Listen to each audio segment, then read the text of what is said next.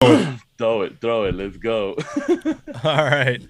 Hey, everybody. Welcome to another wonderful Saturday morning with a little bit of a rush because our wonderful guest, Adam, here, decided to join 5 minutes before the show started. So I'm calling him out. But what's up, Adam? Adam, the intern, formerly Adam, the intern of our old podcast. What's up, man? Thanks for joining me today. Absolutely. Thank you very much for having me, man. How's it going, man? It's been a Uh, minute. it's been some time. Absolutely. Too long, if you ask me. Absolutely too long.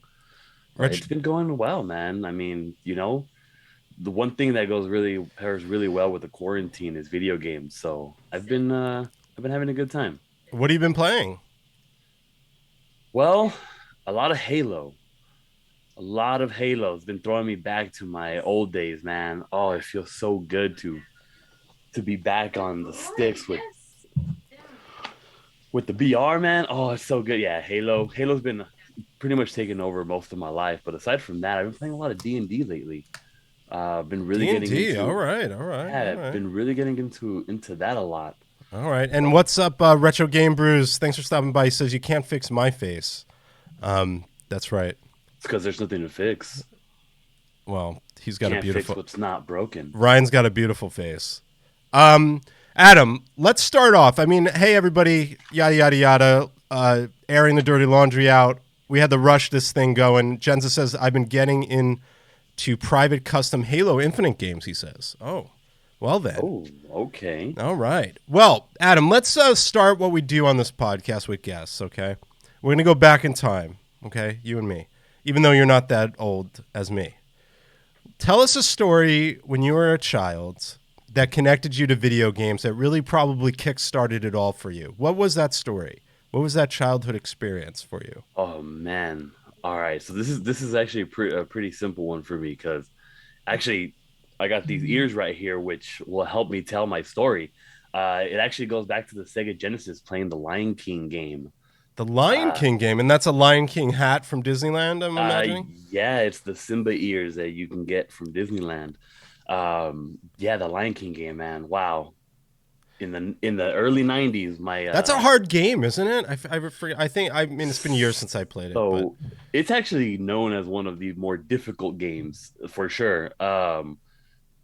I remember playing it with my cousins and my sister. We used to get up in the morning, turn the Sega Genesis on, start the game up, and then back then there was no such thing as a save game or a save file, load from previous checkpoint. No, it was start from the beginning every single time. So, after a few weeks, we've mastered those first few levels, but it was definitely a super difficult game.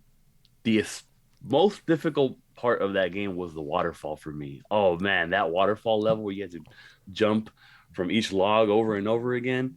It was it was tough, but why yeah, why man. in particular is it this game? Is it just a game that you played a lot of? So this game actually I would play with my cousins, and we would stay up for hours.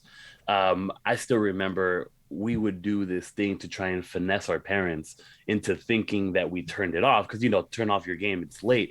But we were so close to beating it every time, and if we turn it off, we got to start over. So we would like throw a blanket over the Sega Genesis and turn the TV off to pretend like it was off. So the next morning when we got up, we could go back and continue right from where we left off. And that was definitely like some prime stuff, man. It was so difficult to beat, but ultimately we ended up beating it. My cousin was the only one that could defeat Scar at the end. And we got to Scar many a times, but never beat him except my cousin. He always was able to defeat him. And it was, yeah, that is what kickstarted my love for games.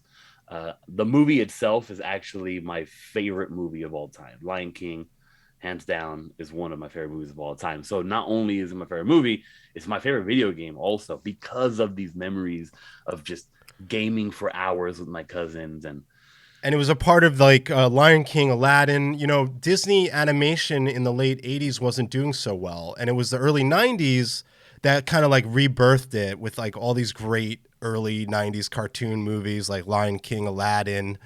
I guess Pocahontas and like all kinds of like it really Yeah. really kickstarted Disney again. But Disney and video games, which is probably a good episode to talk about one day, is Mickey Mouse games have been around since the NES, and I personally love um, anything Disney. I'm a big fan, and you live not too. Are you kind of close to Disney? You're not too far, right? Yeah, I'm about a 40-minute drive, not too far at all. We actually have the annual You pass have the where we Magic go. Key, the Magic Oh, Key, P? we got the Dream Key, the big one, The everything Dream Disney. Key. Yeah. What does the Dream Key do? So the Dream Key basically gives you no blockout dates, and free parking, 20% off on food and 15% off on merchandise. Damn, dude. You're Yeah, like one of those it's so Disney worth it. like hardcore people.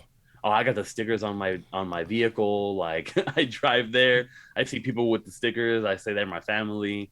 I go to I have people call me all the time like, "Hey, we're going to Disneyland. We need some help with whatever." And then I'm the go-to guy for the Disney. Yeah. Well, dude, it's really good to have you on the show and some context for everyone, which we're going to go into, which we've had Adam before. We did a reunion show for our original podcast, the Destiny podcast, which goes as far back as now 2014, I believe. Destiny came out in 2014 or 2013, and the podcast started very soon after that. And we'll get into that, but Adam was just an awesome part of kind of like my early days of podcasting. Started out as a fan, but as you can see, Genzo shared the link tree. That's all of Adam's stuff. What are you doing just generally today with content, Adam? Just besides Halo, you're not streaming anymore, right? You used to do. I remember when you used to do runs with Trials of Osiris and in Yeah. Destiny. Remember those days? You're not streaming anymore, right? Oh man. So Mixer, you were the Mixer guy, right? You're on Mixer. I've actually attempted to do every platform that has been out. I've accumulated maybe a couple of hundred people on every single one, but I mean, every now and then I'll throw on the stream just to play some video games with some friends and capture the moment for myself more than anything nowadays. But yeah, I've definitely been straying away from it a little bit. For the most part, if I play, I'll throw it on stream just to capture the moment, like I mentioned. But I'm not really pursuing that any longer as a career at the moment. I got a wedding coming up and stuff, so I'm really Yeah, really because trying hard for. you can't stream when you're getting married, I guess, right? That's the rule. I'm gonna stream the wedding. I know, I don't know if my fiance is aware, but we are streaming the wedding. So, but yeah, just kind of locking things down, getting things settled before I continue that journey in my life. I love it, man. Well, I really appreciate you Yeah. coming on. I'm excited to talk a little bit of kind of like how we became friends and how we got, I want to go a little bit deeper into that. And we're going to talk about a Destiny podcast and the Beta Block, if you remember the Beta Block, which was a podcast we did not talk about in quite some time, and one that I loved as well, which we'll go into. Just wanted to let everyone know I finally made a YouTube channel. And I've gotten people like you, a few other people say, Andy, you should put your VODs of the podcast on YouTube. And I finally freaking did it. So we actually have a YouTube now. I'm slowly putting up all the episodes. I think I have about 6 or 7 Nice. past episodes. Adam, we have 66 episodes to put on this YouTube. 66 Is it Cafe. 67? This is the 67th podcast that we've ever done. I can't even believe we got that far. Like, I mean, we're nearing 100. So it's just been like, we started this in 2020, literally in March of the pandemic. And I didn't even mean to start this podcast because of the pandemic. I actually had planned to do a podcast. And then this, Worked out. oh, Genzo says it's 69 and stop. Oh, right. Haha. Very funny, Genzo. So, such a funny joke. You could just rename the podcast, start at one again. I could, but it's just so crazy that it just time flew, and I've been doing this nearly every Saturday. Obviously, I take time off when I have to and stuff like that. But want to let everyone know there's a link right there on the about in my social channels. Genzo maybe could share the YouTube as well in chat. But yeah, if you want to check out some old episodes, and then as soon as I finish live episodes, I'll be sharing the VOD on YouTube and then sharing it out to YouTube. What do you think of that, Adam? You proud of Oh, I me? love it. Oh, I'm so proud of you, man. You've been killing it with this whole game, man. I mean, it's been really fun to watch, been really fun to support you Thanks, and just dude. be a part of this journey with you, man. I mean, I've seen most of them. I can't catch every single one of them because I do work mornings on Saturdays. But whenever I can, if I'm not even if I'm not watching, I'll just throw it in my ear and just kind of listen, lurk in the background. It's always fun to listen to my childhood, really, man. You always bring me back. It's crazy. I know, and you know what? I love doing this podcast. I don't know. I've really grown to love this show, and yeah. So speaking of that, I mean, I wouldn't have come to this point in my podcast career if I didn't start podcasting in Destiny. Right now, Destiny was a game that I played religiously when it came out in the mid 2000s, right, teens. Thanks, Mhm. Retro Game Brews. It means a lot. It was a game when it came out, and I'm going to use this word vanilla. And we're going to talk about this because today is about talking about vanilla, the love of vanilla games, and also how DLCs have kind of come into the fold in gaming, right? So this is going to be a really interesting show, but we're going to dig deep into how podcasting started for me, how you folded into that, and the reason I started a podcast initially, and keep in mind, in 2014, it wasn't easy to podcast. You couldn't just you couldn't just have, there's like sites like Anchor and all these sites that support you and make it easy for you to record. Back then, it wasn't that easy. We literally had to get a recording. We had a Zoom H4n. We got XLR mics. We had to upload the video to the computer. We had to like manually uploaded to iTunes. It was a pain in the ass. And today, anyone could podcast. But in 2014, not everyone could podcast. Honestly, it was kind of a pain in the butt. But you know, I figured it out. And also before Zoom and stuff, the way we would interview is someone would call in on Skype if we'd had an interview, and I would put the two mics for the recorder against the speakers of the computer speakers, and I would record the person being interviewed through the speakers while I tried to capture their Skype. So Yeah. it was like a pain in the ass. Technology wasn't that, you know, we right now in the pandemic, doing Zoom, doing all this stuff is normal, and it's easy to do remote podcasting and stuff. But back then, it was not easy. So when you wanted a guest on your show, Adam, you had to come to the studio. And that being said, Adam, you lived in Irvine, and when you came on the show, you had to drive what, an hour to us in the valley? I live in Riverside actually, but Riverside, sorry, it's Riverside. still it was a 74-mile drive commute, and let me say, it was so worth it, man. I Those were know. some It was better times. It was so good. so. Let's talk about the history. So Scott and I, who's my really this is a photo of our first podcast photo, like our first photo saying, "Hey, we're recording a podcast." This is me and Scott. Now I want to ask you, so we kicked off a show called Nerfed, a Destiny podcast, and obviously we couldn't use the word nerfed anymore because Hasbro came after us, and I've told that story a few times here. But what was the story for you? How did you discover me as a podcaster, and how did this all come about where you actually became a part of the show?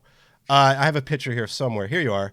Here's Oh, all look at three of me! us. This is such a great Wow, picture, by the way. Such I a had I was tiny. so tell me about that. As a Destiny player, what was it about our podcast that kind of spoke to you, and like how did it all start for you to join us?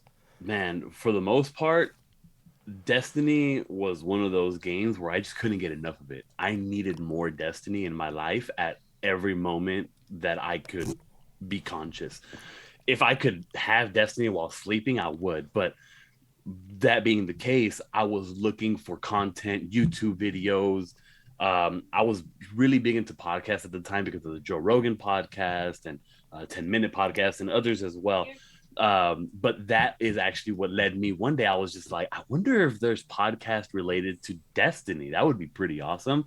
So I went into the Apple podcast app and I was like, Destiny the game.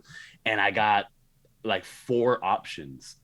Yeah, And I but was and just like, so everyone knows, we were like one of the first Destiny podcasts. There was only like yeah, two other ones with us.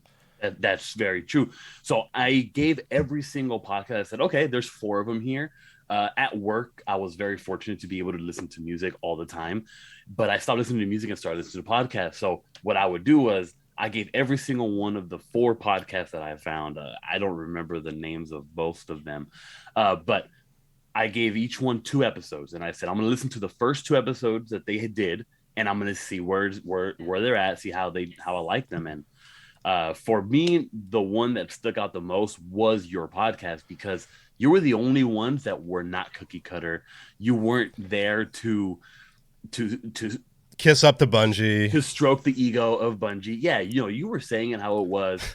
You were very funny. You gave me like a lot of entertainment value just based off of how real you were being. Some of these other ones, they were a little more fake. They did have some like really big guests on, like Deej went on some of them and stuff. But so everyone knows, Deej is the community manager for Halo and for Destiny for a very long time.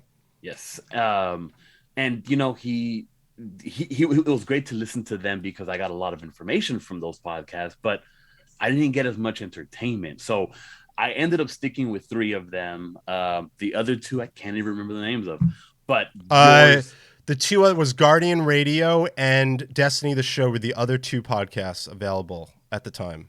Pretty sure. Yeah, those 2 were 2 that I listened to as well. And then there was another one. There might have been another one. I can't remember what it was called.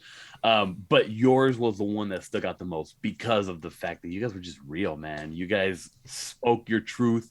And it kind of felt like you were having more fun talking about the show than everyone else. And that's why I wanted to listen in the first place, was because I wanted to hear somebody else's experiences. I wanted to hear other people talk about Destiny while I wasn't able to play it myself. And that's where I found you guys. And I was really glad. I think I found you when you were on episode like 17. Yeah, we were just started, and then I think Scott and I were like, oh, it'd be really cool to have like one of our, Jesus, look how young I was. This is a cool video podcast we did with Dado, who actually is a very big influencer to this day. And this is a really funny video, but actually we should watch the intro because this kind of gives you a little bit of feel of what we were like. Boy. Yeah, so Beta Boys was our company. Hopefully people could hear this. That was our cool little intro. Good old days. Oh, they were great. We're all in the podcast cloud. Check. Dude, look at me. I have no beard. I hear you. It's crazy. Now, unbeknownst to you, we're doing karaoke right now. Yeah. Oh shit. Oh man, I miss this, man. And here's the intro music. Beta Boys Media presents a Destiny podcast. Ooh, that old intro, man. Howdy, Guardians. How y'all doing out there? It's your main man, Scott, a.k.a. Bobaface 6604. We're here in the Beta Boys Media Such home a good studio. time, man. That's right. We're in the home studio. And sitting next to me on the couch happens to be, I think he just randomly walked in, just a drifter. Yeah, it's Andy, a.k.a. Glue Gun. Glue Gun, when I used to go by Glue Gun. Indeed. Welcome to a Destiny podcast. Andy, Glue Guns that with is 2 right. N's. We're also joined With in 2 the N's. home studio with Adam the intern. Here you How are. doing, buddy? How's it going? What's new, buddy? You Doesn't know, matter because Anyway, just like a really fun show. We really made it fun, man. I really miss it. And here's the real intro. We had my friend Fred do the voiceover. And Adam, I don't know if you're hearing this on your end on Zoom, but I'm sure. So I'm gonna play the actual intro to the podcast right now.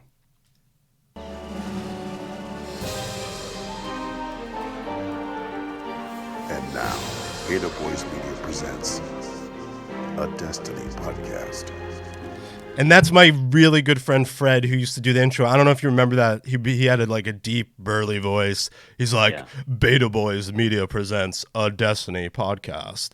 But once you join the fold, man, it was good times. Like, we really, really did some really great stuff. This is actually a photo of me sneaking into Bungie's headquarters in Seattle. That was fun times. And I took this kind of like sprawling photo. They didn't want to give you a tour. They didn't want to let you I in. said, "Can I get a tour?" And they're like, "No." And how'd you find us? I was like, "Oh, I was in Seattle at the time." And they're like, "Can I?" I was like, "Can I take a picture of the sign?" And he like let me in, the security guard, and I took this like photo, like sprawling out in the sign. But just we had our podcast in Scott's. Scott is a metal band, and oh no. Otter, was it Otter? I think our stream went down. Hold on. Did it? Oh, geez. Oh no, we're good. We're good. Sorry, it froze for a second. We're back. We had the studio. Man, I was just so much younger, dude. Jesus Christ, I'm so old now. We had a studio where Scott would do his music, and we would do the podcast in there. And sometimes we would do podcasts in, and that's Dado again. We had him twice on the podcast. And we would do it in Scott's house. But the reason I'm showing this is because back then, podcasting was a little bit, like I said, harder to do. Yes, thanks, Genzo. I think it's back, yeah. And it was just like really, really hard to record. It wasn't easy. And I laugh at the fact on how easy it was today. But Adam, what's your like, your biggest memories of doing a Destiny podcast? Man, that's a really tough question. The Lion King question was a lot easier to answer because there was just so many, man. It was. Look how happy we were. We were so happy. Yeah, look at us. I think talking about Destiny was always just something that I wanted to do, and being able to find an outlet to do that and to just talk with other like-minded people and that's one of the things that Destiny did really well. It helped find others that were like-minded. Like, I found so many of my closest friends to this day from playing Destiny. That would probably be my favorite part of it all, was meeting you guys, befriending you, joining you in the game, and joining you in the podcast. Not in the game, because unfortunately we were on different platforms and crossplay wasn't a thing back then. But just finding you guys and talking with you guys, and that was definitely some good stuff. This is a picture of Scott and I at E3, and there's Deej, who's no longer with Bungie. I heard I don't think he stepped down. That's crazy. Yeah. But I think I have this Reddit post, and this is really sad. Like, we did the podcast for 4 years, and like ending a podcast is really hard. And I remember, I don't know if you saw this, but I went on Reddit, the Destiny Reddit, and I said, the end of an era, a Destiny podcast, formerly nerfed, is over. And I wrote this whole thing, and it was really sad because I wanted the community to know how much I appreciated them, because really, someone said, A1, baby Jesus, I love you, Adam. Ooh, first time chatter. What's up, baby Jesus? Welcome to the cafe, by the way. Assuming you know Adam. Love you too, man. Love you. But what's it like? I mean, that was a tough time for us. Like, we had to end the podcast, the Destiny podcast, because none of us were playing it anymore. And there's something when you're doing a video game podcast, like, you can't dial it in anymore. There's a point where you don't play the game anymore, and you have to stop doing the podcast. And that's what happened. I stopped playing Destiny, and we had to stop the podcast. Was that hard for you to stop playing Destiny, or you kept going a little bit, but I stopped, so I had to stop it? Yeah, I think I'm going to be honest with you. There were moments where I stopped, but then I would always come back to it. And it was hard because there was nothing else to play. There was nothing else that I wanted to play as much as I wanted to play Destiny, but it started dying out. They started doing things that I was just not happy with.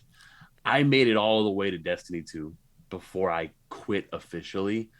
And it was tough, man. It was tough because I still have friends that play it today. And I'm like, how do you enjoy this anymore? It's so I can't play Destiny anymore. I haven't played Destiny in years. I just can't do it. I can't. Yeah, it hurts me to say, but same, man. I downloaded Destiny again just to see, because I was playing like Warzone, but then Warzone died out and there was nothing to play. So I was like, all right, let's see if I can find something to play. Let's try Destiny again. And I got in there and I was like, oh wow, this feels so good. I played one match of Crucible and I was like, look at me, top of the leaderboard still. I still got it. I'm a beast. And then I played another match and I was like, this doesn't feel right. Like it feels like the soul was sucked out of Destiny when they came out with Destiny 2, because that's kind of what they did. They took what Destiny was and what it made it special, and they sucked it all out and threw a new plate on our table. And I was like, this is so weird. It doesn't feel right. Like it almost felt wrong to play because of how different it was. Yeah, and that's interesting when you play a game for as long as you play it. Like Destiny is one of the few games I played for a very long time. WoW, World of Warcraft was one I played for a very long time. EverQuest, believe it or not, I played for a really long time. So it's like ending a relationship. You are, especially in an online game, you are. I used to put hours into Destiny. I think I still have thousands of hours in Destiny. And Baby Jesus, thank you so much for the follow. Really appreciate it. But so that podcast ended, and that made us say, okay, we still want a podcast. And I remember Scott who was my other co-host, didn't really want to do it. So we created the Beta Block, which was, first of all, the logo was freaking awesome. But the Beta Block was more general stuff, and it was fun. But I think the problem with the Beta Block was it was too general. You know, it was too. There wasn't a niche about it. The niche was that we talked about like gaming, but we kind of went down the rabbit hole. We talked about everything. Talked about shows. We tried to make it about everything. I'm gonna play the intro, which I always thought the intro to the Beta Block was pretty cool. Welcome. Wait. There we go. Beta Boys Media presents the Beta Block. The Beta Block. Hey everyone, welcome to the Beta Block. And I remember you were kind of filling in every now and then with the Beta Block, right? You weren't like officially part of the Beta Block. But do you remember anything about the Beta Block? Yeah, I mean, for the most part, I remember doing double podcast. The first few first 4 episodes, we would record both podcasts on the same day. We would do the Destiny one first. Oh, we were still doing Destiny. Oh man, that was rough. Yeah, and it was. I mean, for me, I was like, this is awesome. I get to spend more time with you guys. I get to talk about other things that I really like, all as well as Destiny.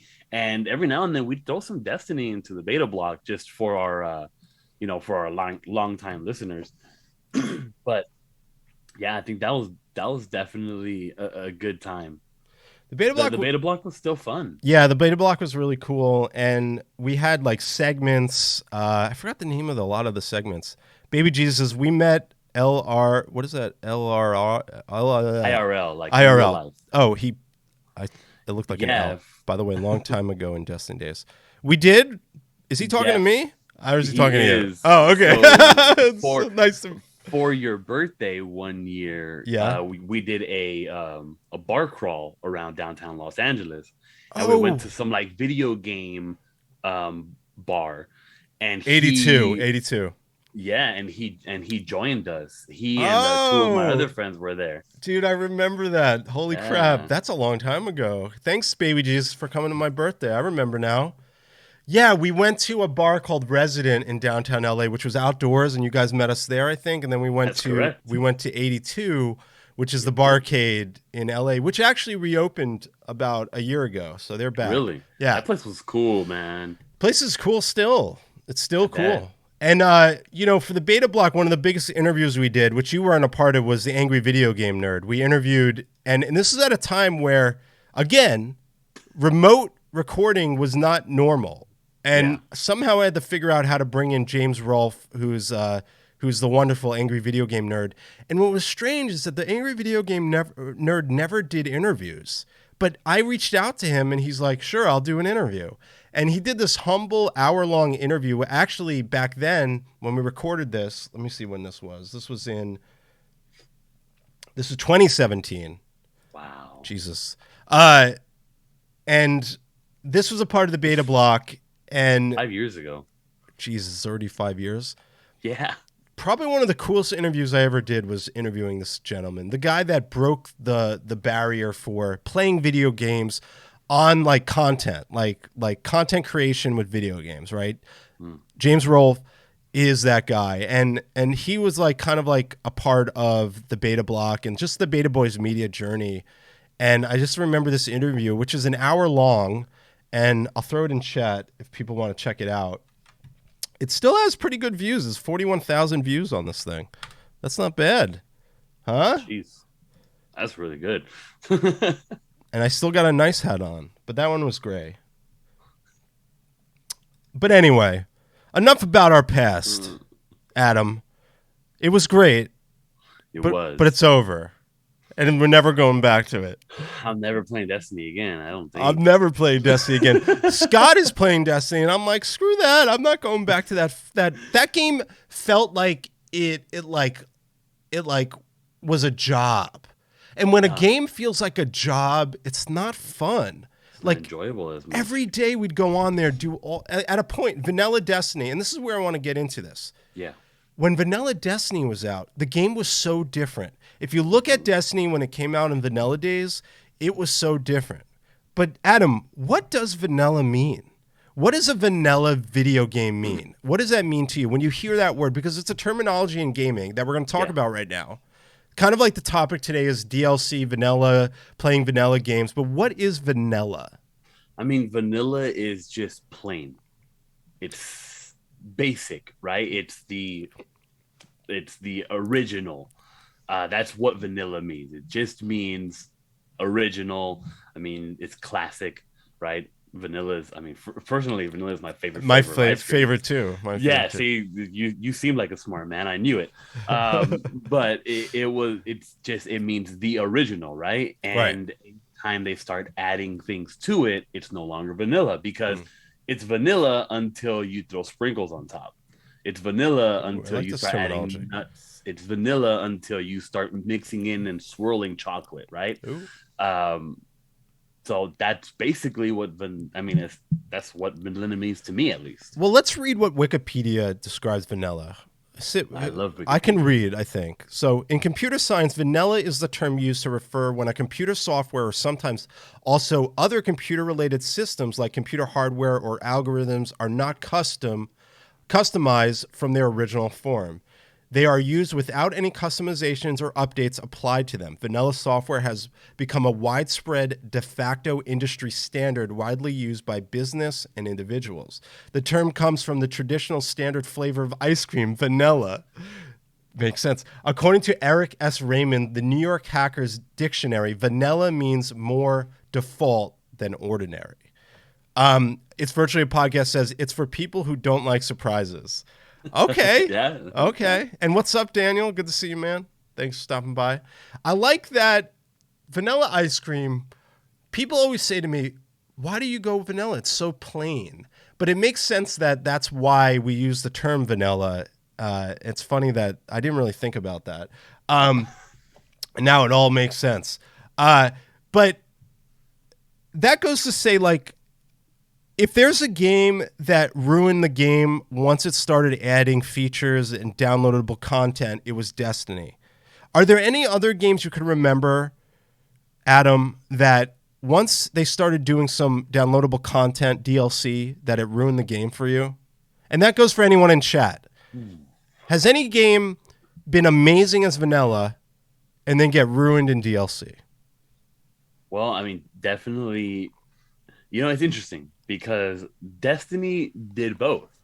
It got worse, but then sometimes it got better, right? So you got the first DLC, which was Crota, but that one was free, and free is always welcome. That was awesome. I enjoyed Crota, but they added more to the game, but not so much. And then they made the second one. Was it the Taken King? No, I forget what the second one was, but the second DLC came in, and that actually made the game better because it came with trials, and it came with, what was the other thing, the the the boss arena thing where you had to fight. Dude, I I, don't know. I can't even remember the I name don't of know. things anymore. But But but it was, so sometimes it's better, sometimes it's worse.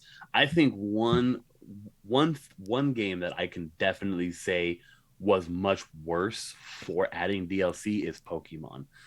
why is that? Because Pokemon is such a beloved series and game. Wouldn't DLC make it better? So for me, Pokemon is one of it's my life. I love Pokemon. I play Pokemon every day. I mean, I have in front of me here my Switch with the new Pokemon game. I got pre-ordered the Arceus game, but when they came out with the Sword and Shield very recently, the game was complete, right?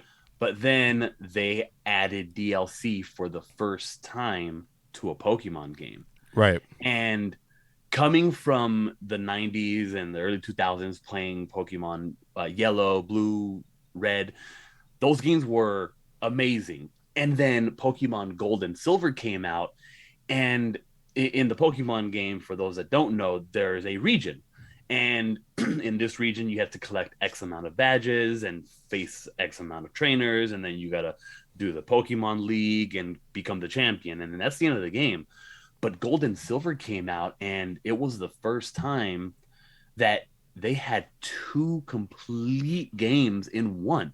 It was, you started in the Johto region, and once you completed your 8 badges, defeated the Pokemon League, you unlocked a new area, an entire second country, essentially, right? A second region where you can play. And this was one game on the Game Boy Color in 1999 or 2000 or whenever that game came out. Then Pokemon Sword and Shield came out 2 decades later, and it was it was strange because not only was it a much shorter game, they introduced DLC to Pokemon, which means that you have to pay extra to get more of this game. And this game was already less than any other Pokemon game that had come out, and that actually left a really sour taste in my mouth. And I didn't support that. I didn't buy their DLCs for the Pokemon games. I couldn't. I It kind of broke my heart. I was like, dude, like Pokemon, you were doing so well all the way up until you did this. Like, why would you make us pay more for less? And that, I think, is where DLCs and straying out of vanilla becomes worse, when you have to pay for less. That, I think, is what ruins games, man. Like, Well, now let's talk about the opposite, because it's Virtually Podcast says it. I can think of one game where DLC fixed it, and that's No Man's Sky. Vanilla No Man's Sky was so messed up, and not because it wasn't good, but because the developers of the game promised all kinds of things. They said, "Oh, if you find each other in space, you guys are in multiplayer." Like, he lied about a bunch of stuff. So when the actual game came out, it was horrible. yeah. But then they released DLC over time, and the game actually was able to get out from under their terrible reviews. Their reviews have actually been scored better. The game has actually become a great game now. I don't So believe you. so remember back when you had your Lion King game, right? That was Yeah. the game. There was That was the nothing game. there was nothing more to it than that. That was the game. But I think that there's definitely, like, it's worth mentioning that DLC could actually do positive things to games. A good example of going back to vanilla is World of Warcraft Classic, right? So a lot of and Jan, how are you? Good to see you. It seems like DLC for Final Fantasy has done worse than average for most games I know. Final Fantasy XV. XV is what in Roman numerals? I'm sorry. 15. Thank you. 15? I did Yes. like Vanilla 15 though. Vanilla Final Fantasy 15 was awesome. I didn't do all the DLC, so I can't speak to that. But so you're saying that it made it worse. But I love how a big game like World of Warcraft could say, let's release a classic version so that people could play the game as it was originally intended with the first, I think it was like 50 levels or 60 levels in the original World of Warcraft. What do you think of that? Like backing up and re-releasing a vanilla version of a game. Isn't that weird? It's almost like it's DLC, but it's DLC to bring it back to its original form. Yeah, I mean, the way that I would see that, um, going back to the Lion King game, it's kind of like releasing a remastered version of something, for something like that. Because if I'm not mistaken, the WoW Classic, it's a completely separate client from Totally, it's separate, but WoW, it right? gives you the experience as if you were turning this game on back when it first came out. Back in the day, right? Back in the day, like a remastered version. A remaster, definitely, but also has all the love and feels of the original World of Warcraft. Original. Before the first expansion of World of Warcraft, which was Burning Crusade. And I played World of Warcraft before the expansion first came out. And to be honest with you, Burning Crusade is one of the best expansions that ever came out for World of Warcraft. But I stopped playing kind of a little bit after the expansion came out. Interesting. Yeah, and I think that going back, and this is Omnigold, who's, pretty controversial guy himself as a streamer, but big WoW guy. When he came back into classic WoW, he's so well known as a World of Warcraft guy that I remember that he went to one of the cities and like hundreds of WoW players were waiting for him and cheering him on, like coming back in. Genzo says, I'm still bitter on WoW because of my friend group at the time. Give us some more context on that, Genzo. So it's kind of like back and forth. I mean, this is the era that we're in. And actually, I was looking up what's the first game to ever have a DLC. And it actually is this game I've really never played. It's called Total Annihilation, 1997. So this kind of strategy over-the-top game had the first potentially DLC downloadable content to add to a game. From what I read, I could be wrong, but that's what they're saying. So thinking back, 1997. I don't know if this would be considered DLC, but I'm sure you've had a Sega Genesis before, a Sega.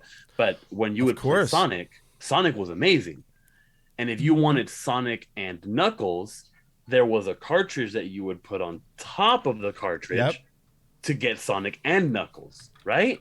Am I remembering that correct? Yep. Hold on. That, I don't know if that would be considered DLC, but it's because I guess you're not downloading it. In another form, I think so. I think you're right. Yeah. I think, let me find if this it's guy... added content, not downloadable, but that here it is. Here it is. First memory of quote unquote DLC or well, adding more to another game that you already have. And I mean, the Genesis was like they kept physical add-ons, I guess, right? Like the Sega CD. That's a whole thing.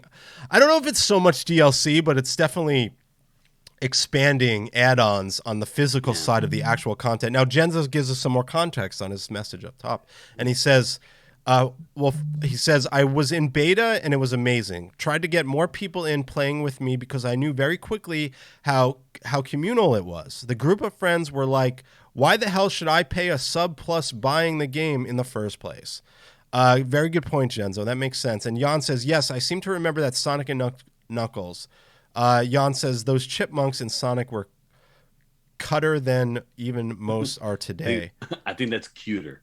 Oh, cuter. Sorry. Wow, I can't read this morning. It's Virtually Podcast says, based on that, wouldn't the Game Genie be a DLC? No, Game Genie was a cheat thing. It wasn't really DLC. Yeah. It just allowed you to do cheat code. Game Shark.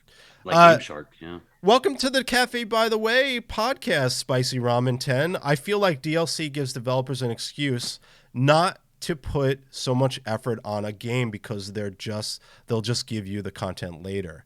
And welcome, Spicy. Thank you so much for your contribution there. Jen says, I was playing for a few months before I quit because no one would play with me.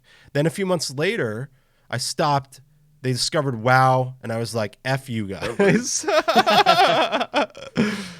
Great comments, everyone. It's an interesting topic. I mean, it's true. I mean, back to what Spicy Ramen said, that's a very good point. It's a really good way to just throw a game at the fans and say, here's this game and being an incomplete game and then say, by the way, we have more game for you if you want to pay a little extra.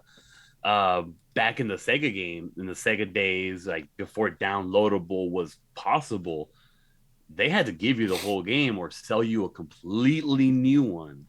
And it was hard to get away with stuff like that back then when you couldn't just hit download now. Yeah, and I think that we're just unfortunately in this new era of this is, and there's something great about patches. Like, we didn't talk about patches, how important patches are for games, and that, when a game was originally made, like Lion King, that was it. There was no patches. You didn't, and I think with the, with technology, a patch is normal. Like, your system updates constantly. It's just a part. Your controller updates. I can't tell you how many times our PS5 controller updates. Every time we turn it on, I feel like it's updating a new software for the controller. It's crazy. And thanks, Spicy, for the follow. It means a lot. We're here every Saturday, and it's great to have you a part of the cafe. Pull up a chair. We'll get you the barista and get you some coffee soon. And donuts. And donuts. Digital coffee only. And please, anyone that's lurking or has never joined the Discord, we got the Discord going. We're giving away codes. That's not how you spell Discord. We're giving away codes every week. So please join the CafeBTW Discord. I actually gave out about 5 codes last week, and we're giving out more. So you can come in. We do giveaways in the channel, and it's also a great place to be pinged for when the show goes live. So, and we also just talk about retro games. I won some of those codes, so it's true. It's true. You actually get those. You actually get them. Yeah, it's true. I actually give people them. So a couple of final notes here, Adam, before we call it a day. I want to walk through just some history on DLC. So the emergence of expansion packs in mainstream gaming kind of started with World of Warcraft, where you wouldn't download it. World of Warcraft, the actual game, not the MMO, but you would buy the Warcraft. Yeah, you would buy expansion sets, which would be you go in the store, you'd buy a box, and it'd give you new discs, and that's how you kind of did DLC. Diablo was also had a little bit of that. Half-Life, Counter-Strike came out. Obviously, the rise of digital content with the wonderful emergence of Steam, which allowed us to actually digitally download games. That changed the game for digitally downloading, getting DLCs to us. I remember having Steam in the early days. There was barely any games, but looking at Steam today, it's just a phenomenal marketplace. I still really appreciate Steam. Season passes came into the fold. I don't know if I really like season passes because you pay for it and then you don't know if you're actually going to end up staying that long. And then some of these freaking publishers, developers, they make you buy these season passes and then they don't live up to what they said they're going to give you. A good example is the horrible Battlefront. I paid for this season pass and Battlefront was a mess. Why did I even pay for that? But I guess the season pass counts as a pre-order to DLC. Do you think that there's just a lot of the DLCing, a part of it is kind of scammy, where they're just looking for money up front without even giving you the content? They're just saying, "Oh, pay us now, and we'll give you DLC later down the road." Is that acceptable? So I'm gonna say yes and no to this question because here's the really cool thing about season passes. Season passes, I think, are a thing that's going to change the DLC game because and the person that really started this and started it in a positive way was Fortnite. When you get Fortnite, you don't pay for Fortnite. Fortnite's free. You just download the game and you can play. You don't need to buy skins. You don't need to buy DLC. You don't need to buy the season pass. They just want you to play. But if you want to look really cool, if you want to flex, you want to get that, that John Wick skin. You want to get the season pass so that by the end of it, you can have that character, that Deadpool, right? That, I think, is a really good model for changing the gaming sphere, right? Because you pay you like you mentioned with the Battlefront. That's a $60 game. And then you want to pay another $60 if you want to add more, right? We go back to Destiny. That's a $60 game. If you want the DLC, well, that's another $25 per DLC. And I mean, before you know it, you've spent $200 on content that you're not even enjoying. Whereas with this new model that Fortnite really started, you get the season pass, it's $10. If you don't want to pay to play the season pass, that's just fine. It's $10. And the best part is, in the season pass, they give you the currency to buy the next one if you play the game enough, right? A lot of people have adopted this new model with the going free to play and then giving a season pass. In fact, the newest person to do it was Halo. Halo's multiplayer is completely free for everyone. Which is great. It's amazing. If you want the story mode, you pay $60 for the campaign, which before multiplayer was exactly what we were doing, right? You would pay $60 to play this great campaign. Halo Combat Evolved, it was $60 when it came out, and it was a marvelous campaign. Well, now if you want the campaign, it's the same, but if you want to play multiplayer, just get in there. Yeah. And if you want extra cool stuff to, flex on your homies, pay $10, get the season pass.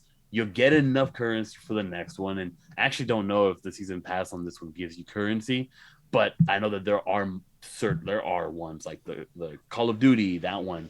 If you get the season pass, you get enough currency to buy the next one for free, so on and so forth. So in some ways, yes, I think season passes are great, especially if they Done the right way.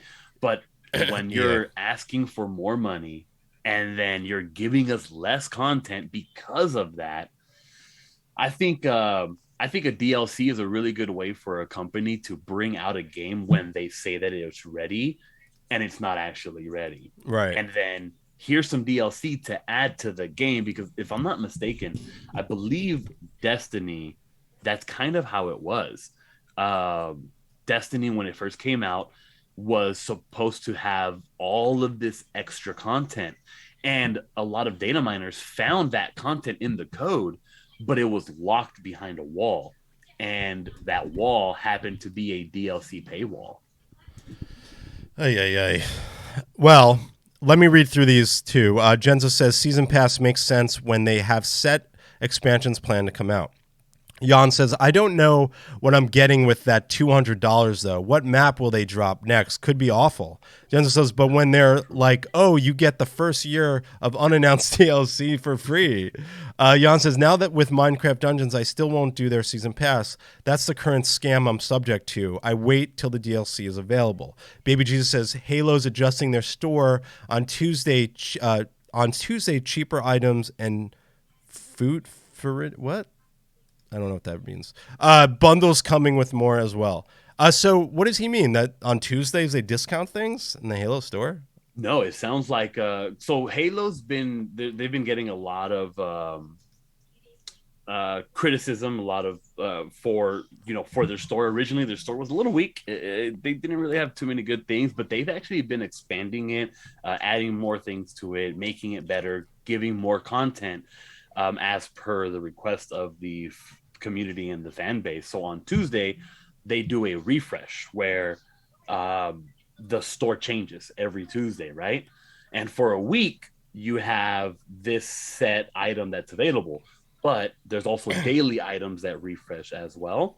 Right. And it sounds like he's saying that on Tuesday, they're doing things where they're making the items cheaper, which is good because some of those items are like $20, $25. You can get one for like 10, but if they're making them cheaper, then that could result in maybe those $20 items are now $15 or $10 and making it more affordable for me, because I'm definitely going to buy everything that they offer.